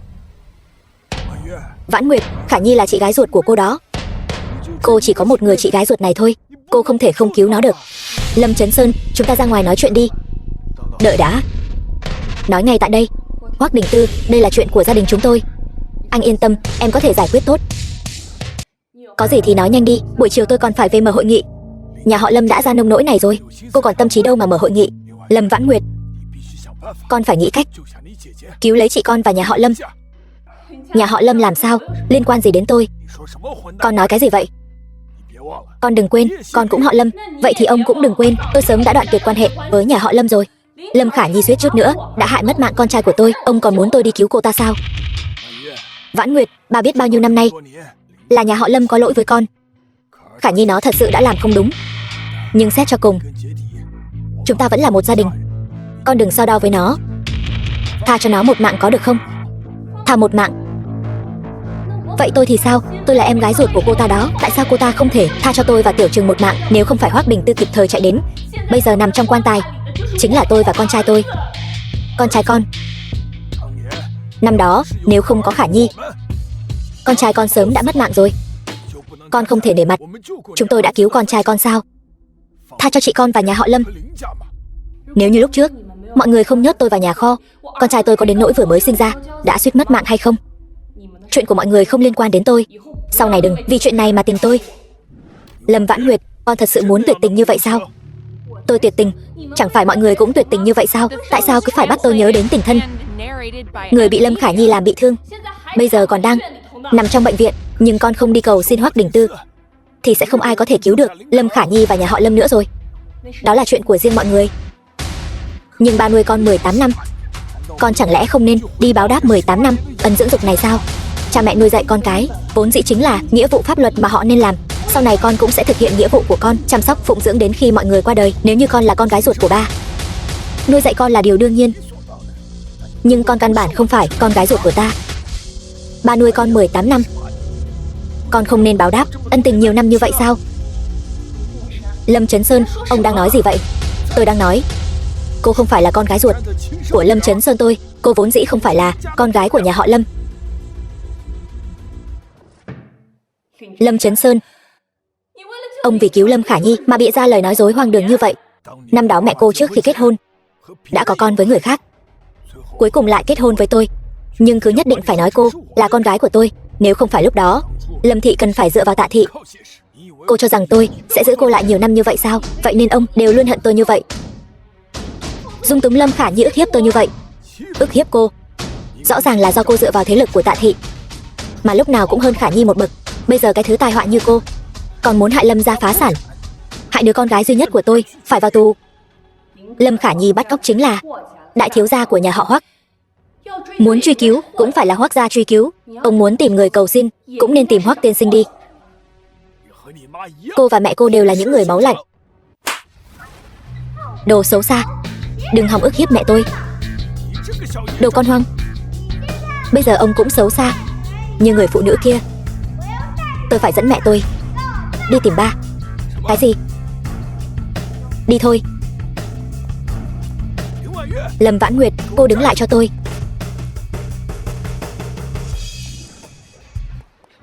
Diệu Diệu, Tiểu Trừng, lại đây. Con nghe chú trợ lý nói, ba có một món quà muốn tặng cho mẹ.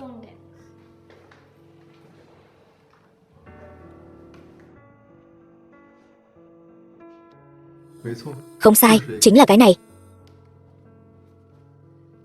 Hợp đồng chuyển nhượng cổ phần của tập đoàn Lâm Thị. Tập đoàn Lâm Thị năm đó chính là nhờ Tạ thị mà phát đạt, cho nên em mới vừa sinh ra đã được chỉ định là người thừa kế. Tập đoàn Lâm Thị vốn dĩ thuộc về em. Những cổ phần này có thể giúp em thật sự có được tập đoàn Lâm Thị. Vậy nên cổ phần của tập đoàn Lâm Thị là do anh thu mua. Lần này em trở về chẳng phải là vì những thứ này sao? Người thừa kế cổ phần còn có con cái. Chỉ cần em ký những thứ này, chúng đều là của em. Hoắc Đình Tư, cảm ơn anh đã cảm ơn tôi như vậy. Vậy em định đáp lễ lại món quà gì đây? Anh muốn món quà gì? Vậy hai con quay mặt đi, che mắt lại.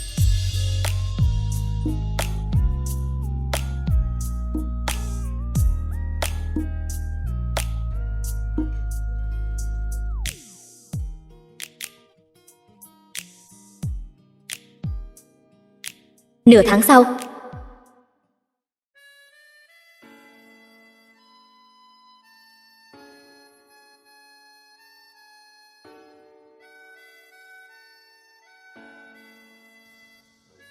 anh chăm sóc hai đứa nhỏ trước đi. Hôm nay em họp nên sẽ về nhà muộn một chút. Lát nữa anh đưa Diệu Diệu về nhé. Được thôi. Vậy em cứ bận đi.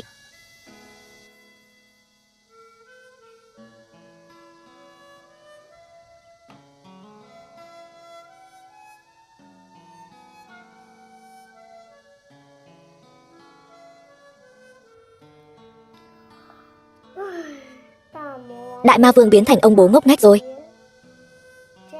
Cứ như vậy thì ba làm sao mới cua được mẹ đây? Anh có cách rồi.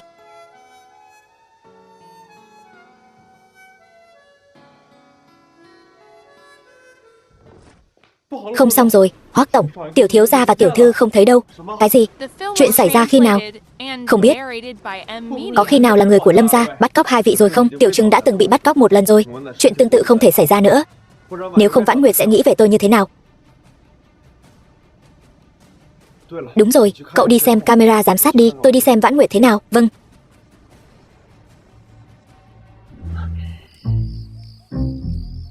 Tiểu Trừng, Diệu Diệu, sao hai con lại ở đây? Là do chúng con tự ý lén lút chạy ra ngoài. Sau này con muốn chuyển đến đây, ở cùng với mẹ và Diệu Diệu. Vậy ba của các con thì sao? Anh hai nói ba ngốc. Để ba tự ở một mình đi.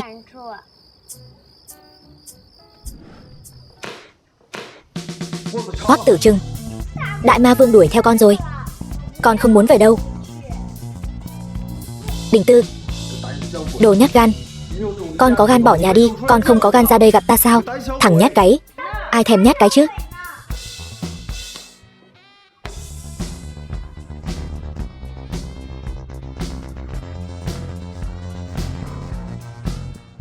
Ba ơi! Tiểu Trừng, sao con lại tự làm mình thành ra thế này? Mẹ ơi, con là người biến anh trai thành ra thế này đấy. Ba ơi, con làm có đẹp không?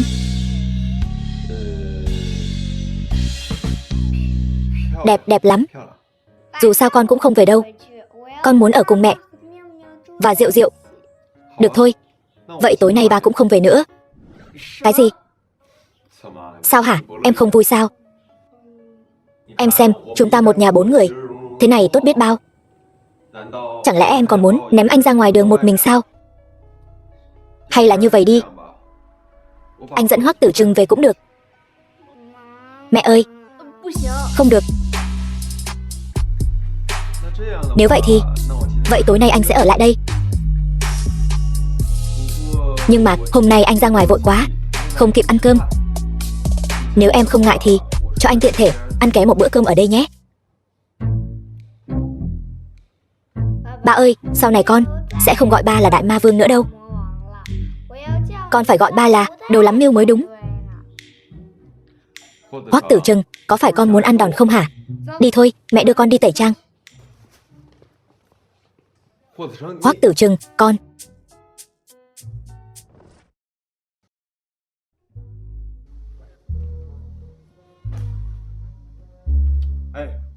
Hoắc Tử Trừng, con làm gì đấy? Hôn Diệu Diệu đó mà. Không được.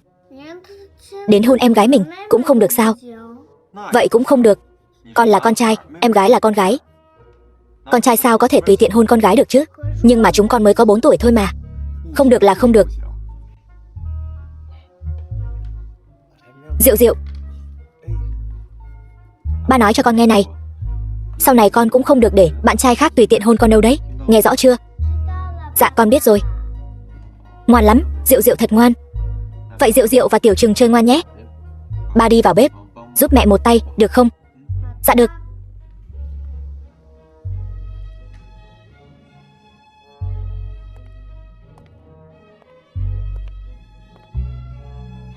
Bọn trẻ đang vẽ tranh. Anh đến xem, có gì cần giúp đỡ không? Hay là anh giúp em rửa rau đi.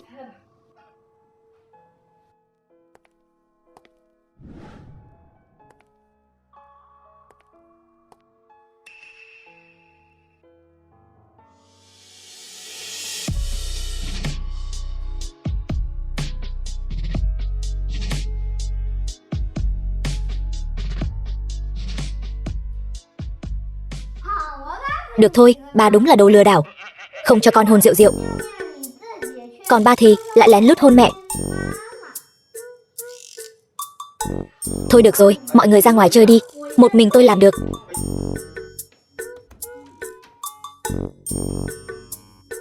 Hoắc Tử Trừng, ai cho con dẫn Diệu Diệu đến đây hả? Có phải tối nay con không muốn ăn cơm nữa không? Rõ ràng là ba lừa trẻ con trước mà. Còn dám cãi? Ba chỉ muốn chiếm tiện nghi của mẹ thôi. Như vậy sẽ không cưới được mẹ đâu. Chuyện của người lớn, trẻ con biết gì? Sao con lại không biết? Trên mạng nói phụ nữ rất coi trọng cảm xúc. Ba còn không cầu hôn với mẹ thì mẹ đương nhiên sẽ không gả cho ba rồi. Cầu hôn.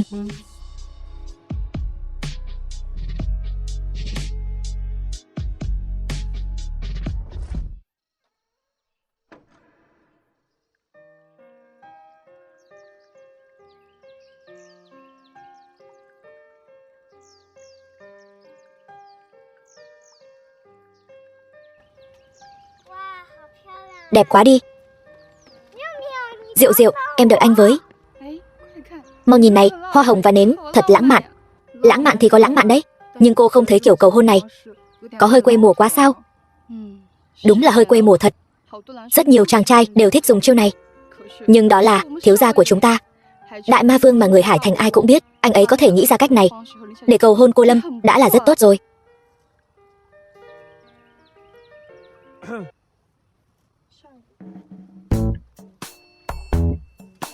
Quê mùa sao?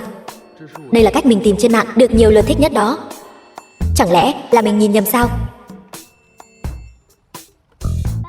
Bố cuối cùng cũng chịu cầu hôn mẹ rồi. Đều là công lao của anh. Nếu không thì bố cả đời cũng không theo đuổi được mẹ đâu. Bố ơi, mẹ khi nào thì về? Vãn Nguyệt có thấy mình quê mùa không nhỉ? Bây giờ sửa còn kịp không? Vậy bố gọi điện cho mẹ nhé. Alo, Đình Tư, em tan làm chưa? Tiểu Trừng và Diệu Diệu đều đang sốt ruột chờ rồi đấy. Hay là bây giờ anh đi đón em nhé. Được đó, vậy em đợi anh ở cổng công ty. Được.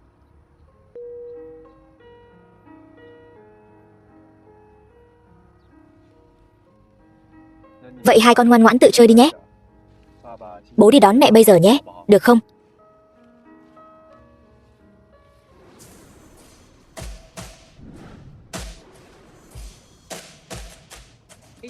Lâm Vãn Nguyệt, cô đúng là không biết tốt xấu. Từ Ngọc Anh, bà đang làm gì vậy? Chẳng lẽ chuyện của Khả Nhi vẫn chưa đủ để bà nhận bài học sao? Bà cũng muốn vào tù ở sao? Còn dám nhắc đến Khả Nhi trước mặt tôi. Lâm Vãn Nguyệt, cô đúng là đồ tai họa. Lúc cô sinh ra thì mẹ cô đã mất mạng rồi. Bây giờ cô vừa mới trở về, Khả Nhi đã bị cô tống vào tù. Bố cô bị cô chọc tức đến trúng gió, bây giờ đang nằm trong bệnh viện biến thành người thực vật rồi. 4 năm nay, sao cô không mất mạng ở bên ngoài đi? Lâm Chấn Sơn thành người thực vật rồi, còn ngây ra đó làm gì? Lên cho tôi. Đây là địa bàn của nhà họ Tạ, khắp nơi đều có camera giám sát. Bà dám động vào tôi một cái, rất nhanh sẽ bị phát hiện thôi. Từ Ngọc Anh, tôi khuyên bà đừng làm càn. Đến nước này rồi, cô nghĩ tôi còn để ý sao? Còn ngây ra đó làm gì? Lên cho tôi.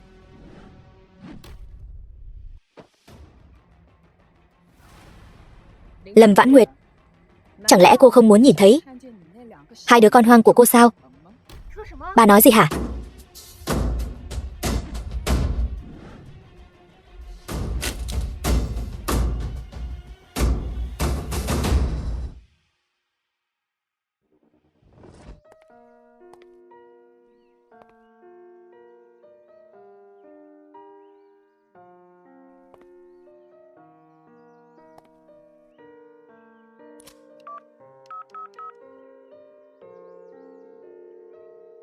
Đại Ma Vương Hoắc Đình Tư.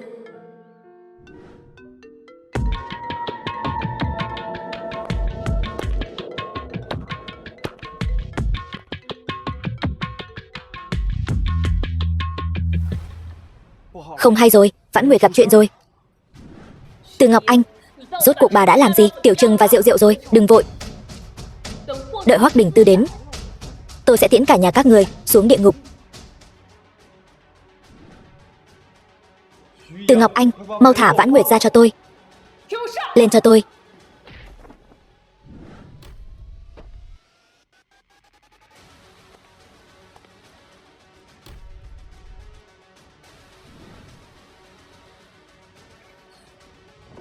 Hoắc Đình Tư, anh mà động thêm một cái nữa, tôi sẽ lấy mạng con tiện nhân này. Đừng động vào cô ấy. Hoắc Đình Tư, đừng, anh mau đi cứu con. Lâm Vãn Nguyệt, cầm miệng cho tôi. Dao của tôi không có mắt đâu. Hoắc tổng. Hoắc Đình Tư, anh vì con tiện nhân này mà hại Khả Nhi vào tù. Hôm nay ta sẽ báo thù cho Trấn Sơn và Khả Nhi. Lấy mạng hắn cho tôi.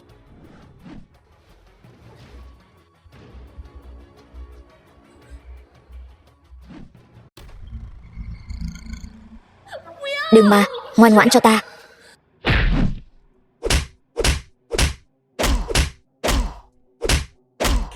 Từ Ngọc Anh, rốt cuộc bà muốn thế nào?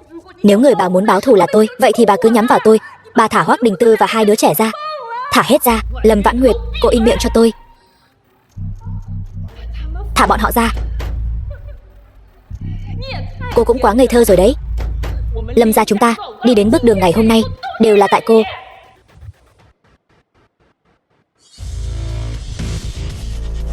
Tôi đã nói là đừng động vào cô ấy.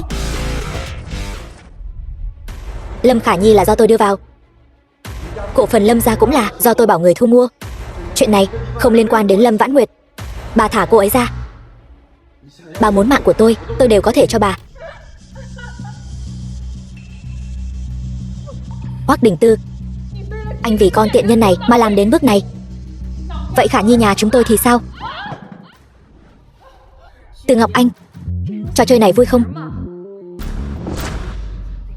Lâm Vãn Nguyệt, cô đang làm cái gì vậy? Cô không sợ tôi tìm người lấy mạng hai đứa con hoang của cô sao? Tiểu Trừng và Diệu Diệu căn bản không nằm trong tay bà. Nếu không thì vừa rồi Hoắc Đình Tư đã nói chỉ cần thả tôi và bọn trẻ ra, anh ấy sẽ cho bà cả mạng anh ấy. Nhưng anh ấy một câu cũng không hề nhắc đến bọn trẻ. Không ngờ đến cả cái này mà cô cũng nhìn ra được sơ hở. Lâm Vãn Nguyệt, cô tưởng rằng cô trốn thoát được sao? Ở đây có nhiều người như vậy. Cô có bản lĩnh thì lấy mạng tôi đi. Mấy người dám báo cảnh sát? Đi. Mấy người muốn đi đâu? Mấy người đứng lại cho tôi, lấy mạng hết cho tôi.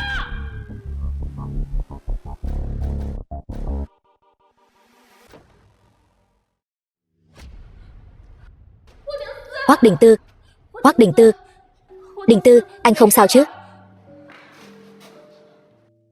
Em không sao chứ? Xin lỗi, là anh đến muộn. Hoắc Đình Tư, anh tỉnh lại đi. Hoắc Đình Tư,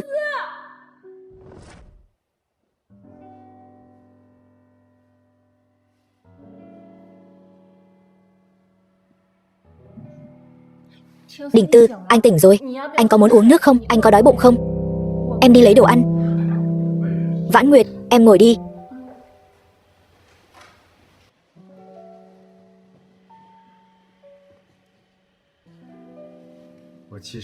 Thật ra, hôm nay anh đã mua rất nhiều hoa.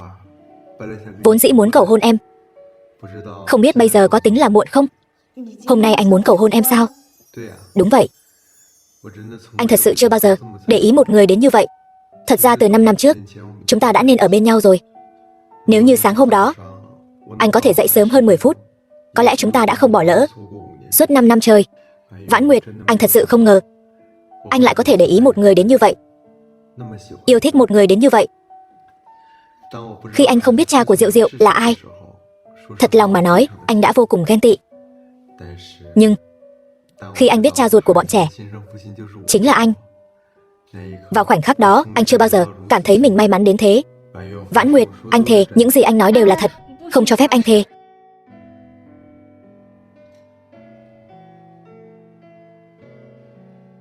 Thật ra sau đêm 5 năm về trước đó, anh đã từng tìm em rồi, nhưng không tìm thấy. Xin lỗi để em phải chịu nhiều khổ sở như vậy. Mọi chuyện qua rồi. Vãn Nguyệt, anh yêu em. Em biết không, hôm nay anh đã sợ hãi đến mức nào. Vết thương mới chồng lên vết thương cũ của anh có biết em sợ hãi đến mức nào không? Thật sao, em đang quan tâm anh sao? Em... Cái áo của anh đâu rồi? Chính là cái áo dính máu đó. Cái áo của anh bẩn quá rồi. Em vứt vào thùng rác giúp anh rồi. Sao vậy? Anh làm gì vậy? Anh nằm xuống đi. Anh phải tìm được nó. Sao anh cứ như trẻ con vậy? Cái áo đó thật sự rất quan trọng với anh nhất định phải tìm được nó. Được rồi, em giúp anh tìm. Anh ngoan ngoãn nằm đó đi, đừng lộn xộn.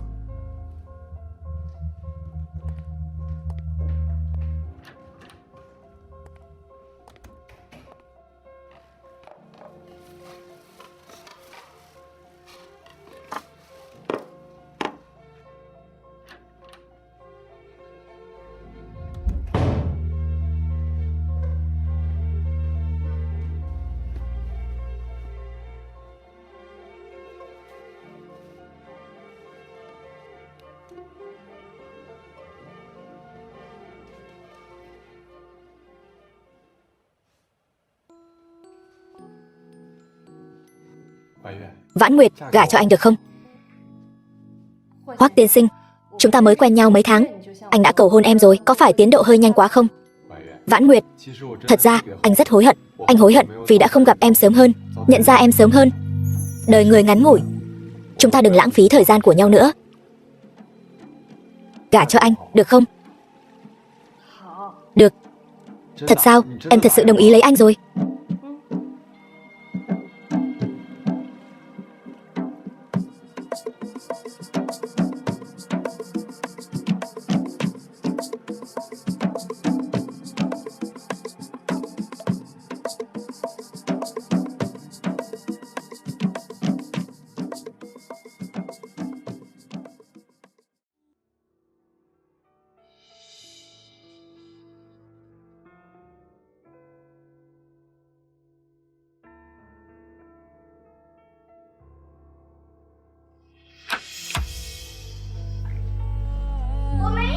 Gia đình chúng ta cuối cùng cũng ở bên nhau rồi.